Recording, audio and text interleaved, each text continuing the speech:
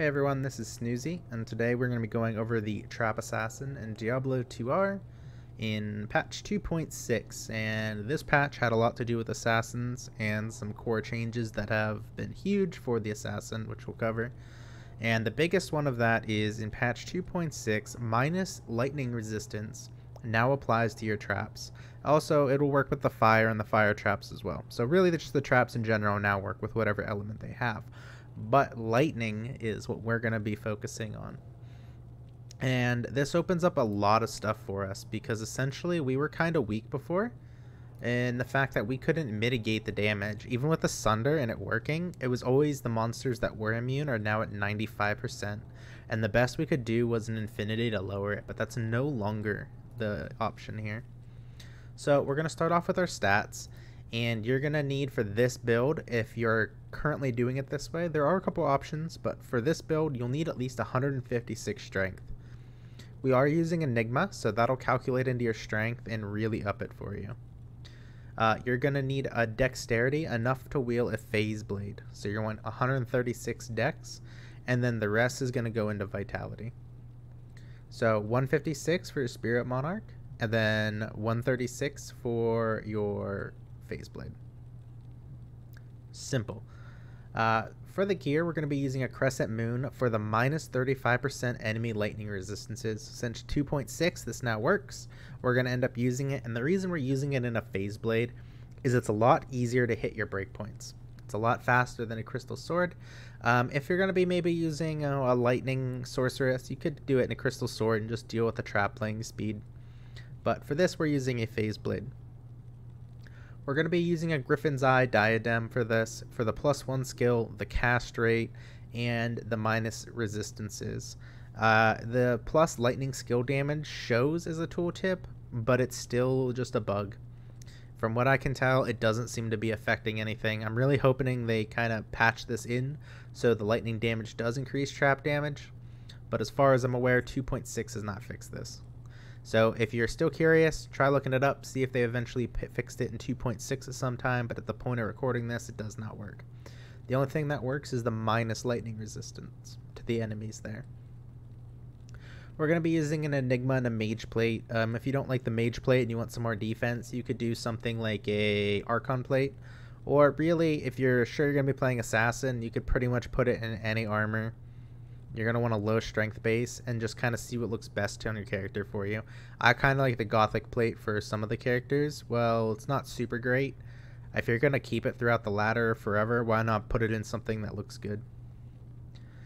For the amulet, we're using Mara's, mostly because I haven't found an amulet that is good. You're looking for a 2 to Assassin, ideally. 2 to Trap would work, but you really want that 2 Assassin. And then you're going to want cast rate and resistances on it.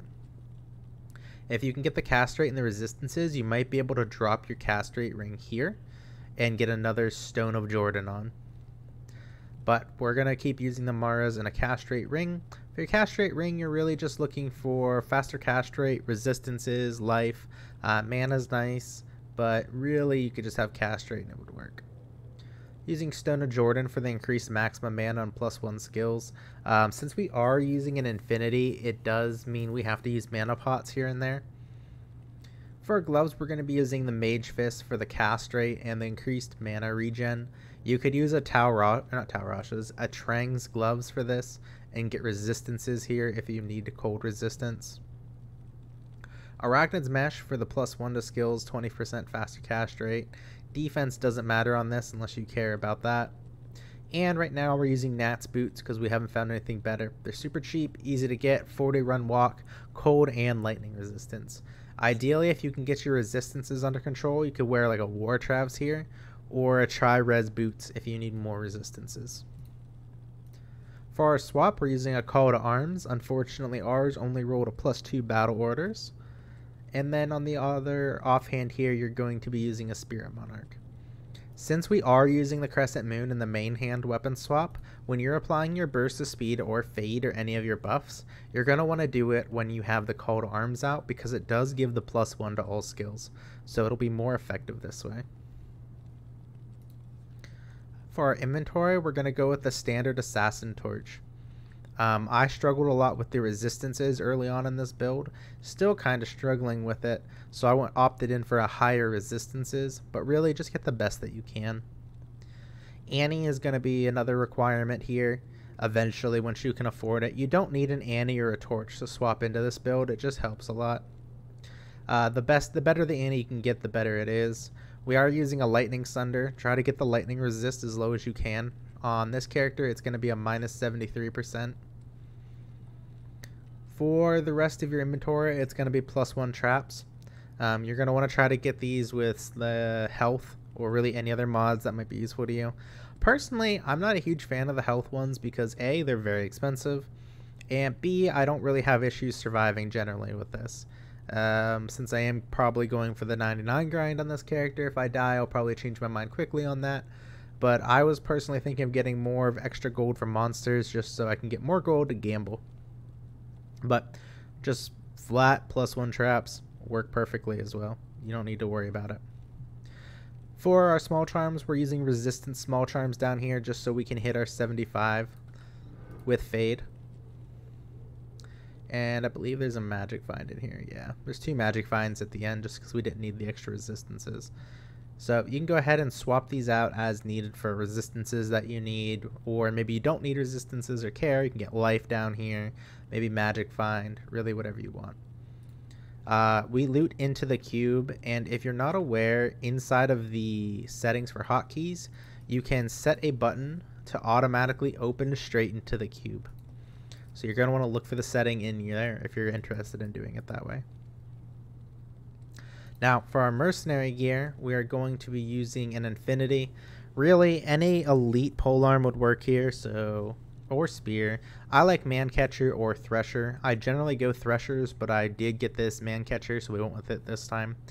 But Mancatcher, Thresher, Cryptic Axe, those are generally the top 3 that I use. You really can't go wrong with any of them.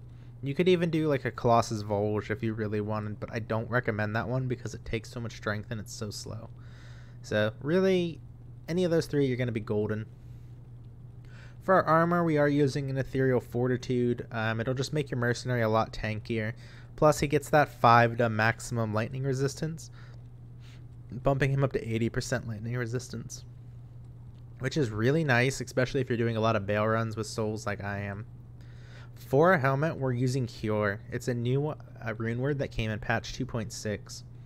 We're only really using this for the cleansing aura, which will get provided to us as well.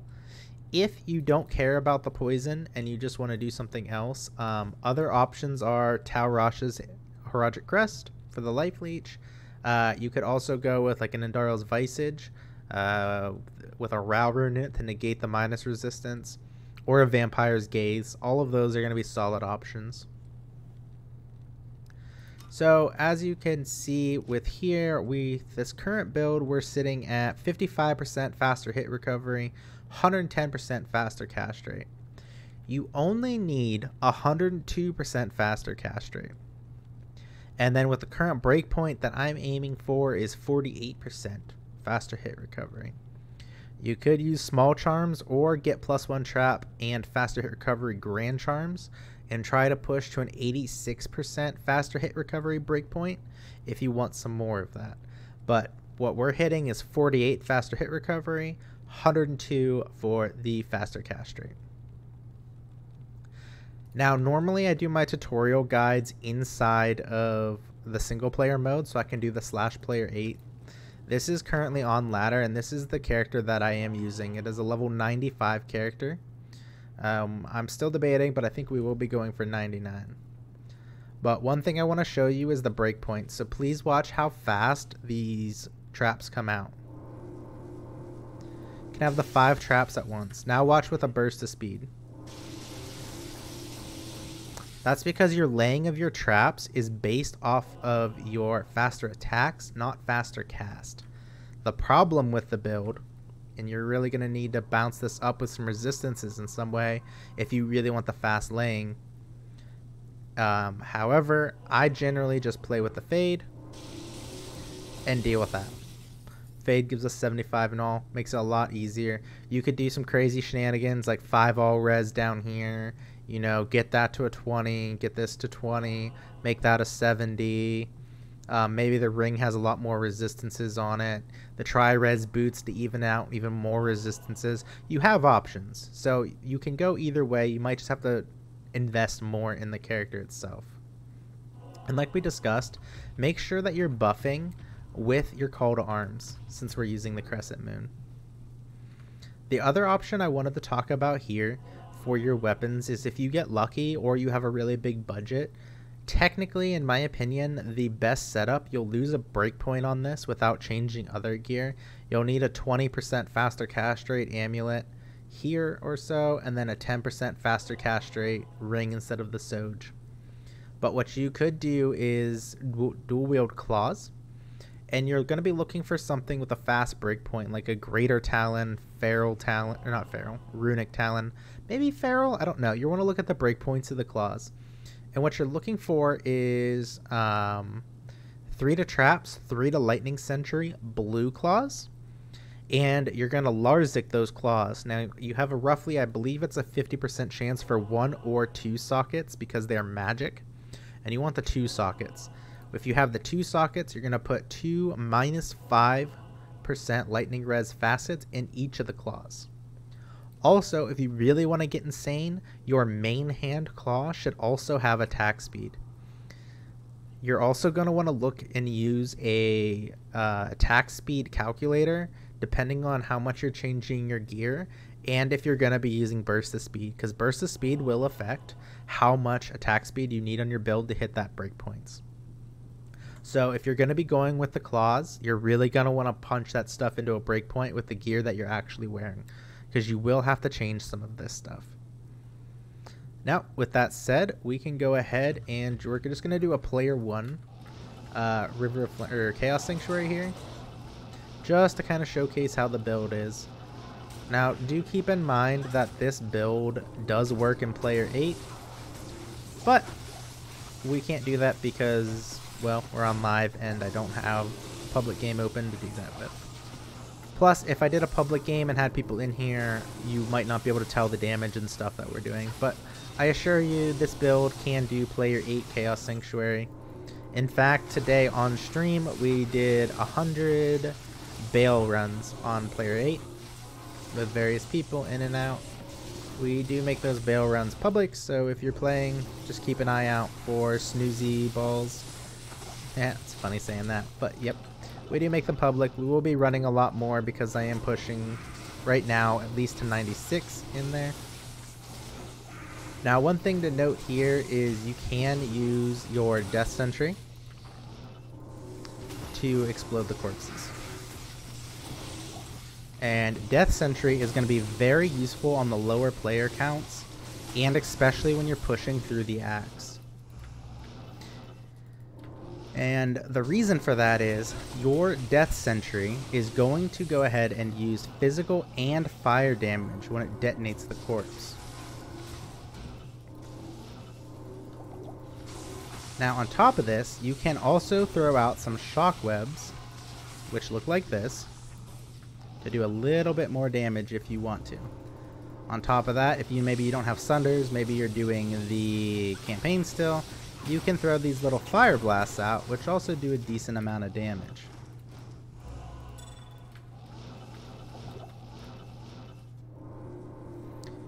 And we're kind of doing something a little bit different. We're going to go into the skills after you've kind of seen the gameplay here. That way there's an explanation of them in the gameplay, and then you can see them. I don't know if we'll keep it that way or if we'll move the skills back to the beginning before the Chaos Sanctuary, but either way, you'll have the bookmarks to look at them. But as you can see, Diablo's no match, and I assure you, you can do player 8 really anything on this. You're not going to outrace, you know, a Javazon or a geared lightning sorceress, but you're going at good enough speed. Like, it's not super slow, but it's not like crazy Javazon geared that you would see. We're not doing anything in martial arts for this build. Here we're going to be going into the Shadow Discipline, and we're going to go all the way down to a 1 point in Fade. And the reason for this is Fade gives us physical damage reduction, resistances, and it reduces curse duration, which is fantastic. However, if you really don't need resistances and you don't want damage reduction, you could just use burst of speed. And if you're using a phase blade and you're semi-geared, your burst of speed most likely is hitting you to the highest breakpoint for trap laying speed. If you're using dual claws like we talked about earlier, you're going to go ahead and use the weapon block. These skills are optional. I highly recommend them. Cloak of Shadows is amazing. You can have Bale's minions spawn, and depending on your spot in the throne room, if you put Cloak of Shadows on there, they might just stand there, and your traps just blast them. Cloak of Shadows, especially for campaign, is fantastic. Mind Blast is another 1-point wonder here that's also great. It has a high stun length. Unfortunately, it does convert monsters. And I say unfortunately because once you get past the campaign and you're geared, it's more of a hindrance. So if you do it in like throne rooms, your team's going to hate you because you're making the waves take longer. But this is huge for campaign or if you're not geared and soloing. You can just spam the Mind Blast on targets. And it just looks like this. And each time that hits, it's stunning them. It's absolutely fantastic. The reason we don't take Shadow Master or Warrior is because they can put traps down and their traps will be weaker than ours and it will take up one of the traps that we put down. So we do not use them. However, if you really want to, you can. It's just not super optimal. But it is nice having somebody tank for you, especially if you're not geared yet and your mercenary keeps dying.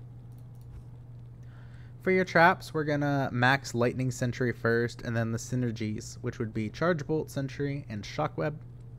After that, I like to max the Death Sentry first, and the reason for that is it increases the radius. If you're soloing in Hell, or you don't have a Sunder, you can't break lightning immunes, you're just struggling, Death Sentry is really nice because of the corpse explosion. 40 to 80% of the corpse life, and it does physical and fire damage. One thing to note is this doesn't scale super well in player 8. It is stronger in player 1, weaker in player 8. I believe, and I could be wrong on this, that Death Sentry, when it explodes it uses player 1 values of the health and not the player 8 value. It'd be broken. Once you have these 4 maxed, we will be maxing Fire Blast. And the reason for that is Death Sentry. Every 3 levels in Fire Blast, it fires an extra shot. By default, Death Sentry will only fire 5 times. Rest of our lightning was 10 times, so it's a little awkward. So realistically, what you'll do is you'll put down your 5 lightning traps, lightning sentries, and then if you kill something, you'll put down 1 or 2 of your Death Sentries. I generally only put 1 or 2 tops. If it's a big room, like a small little room with a ton of monsters that already have bodies, I will throw out like 3 or 4 Death Sentries and just watch the room explode. But generally, 1 or 2 of these, 3 to 4 of Lightning Sentries once and all. But that is the Trap Assassin. Now, we will talk a little bit about leveling. I'm not going to go super in depth with it because I am going to be making another video. That video will be linked in the description. It's not made yet, so it will be coming in the future within the next couple days. So check out that video if you're looking at how to level it in a more in-depth way. But essentially, you are going to be leveling as traps, and you will be leveling as fire. So you'll be putting points into Fire Blast and Wake of Fire and Burst of Speed for movement speed and to put your traps down quicker. And you're going to stay fire traps all the way until Act 4 Nightmare. Once you're in Act 4 Nightmare, you'll split into the Lightning Sentry and you'll stay this way forever. I'm assuming you're staying as a Lightning Trap Assassin. But trying to level as a Lightning Trap Assassin early on is painful. Your Lightning Sentry doesn't do enough damage. Charge Bolt Sentry is awful. Shockweb is also awful. However, Wake of Fire at low levels does a lot of damage. You can use rune words such as Leaf. You could try to get something like this, Stealth. Usually I farm Rauter and Taleth inside of the Act 1 normal Countess to get the runes, and then by the time you hit, I think it's 19 for Leaf, you'll be able to use that, and Leaf will give you, I think it's +3. I don't have one on my inventory to show you for that, but I think it's +3 to fire, which will affect your traps. So super useful. They're really good levelers. especially because of the death sentry once you start getting into immunes for the first time. It's a really fun build and I highly recommend it to people. It's got a really relaxed playstyle since you put your traps down, and once you're geared, for the most part you can chill. When we're doing the bail runs, I throw my traps down. Sometimes I throw out some shockwebs, the other times I just sit there and watch my other monitor, talk with chat if we're streaming. But a really relaxed playstyle, really fun, and it really comes online early. But the big upgrades are going to be your Lightning Thunder, Griffons, Enigma, and then eventually you're going to be getting your Infinity. So it is an expensive build, but it will work on a budget. I started this guy as a ladder start and leveled the fire trap into it. Got lucky in Nightmare, I think. I got an Umrune, maybe it was Hell, and was able to make my Crescent Moon pretty early. But rushing your Crescent Moon will be really nice for that minus 35. After that, I would probably try to go straight to Enigma, or if you get lucky and you're fine without teleporting, your Griffons. But then I would get the other one afterwards. I usually get Infinity last because with lower gear it can be hard to keep your Mercenary alive, especially if you don't have Enigma. Once you get Enigma, it's a lot easier to keep that Mercenary alive. So that is the Trap Assassin in 2.6. Hopefully the new format works. Don't know if we'll keep it, but that's always a thing. And we do try to stream every day from 5 to 7 p.m. East Coast time. During the week we usually screw that up and miss a couple days, and on the weekend it's never 5 to 7, it's randomly throughout the weekend. We don't have a good schedule for that. So feel free to comment in the video if you are having questions or issues, and I'll try to answer them for you, or hop into one of the streams. Even if I'm not playing the Assassin, even if I'm playing a different game or something, I'll still try to answer your questions the best I can. So hopefully you guys enjoyed the video, hopefully it was helpful. Let me know if you guys have any questions. That's it. Bye.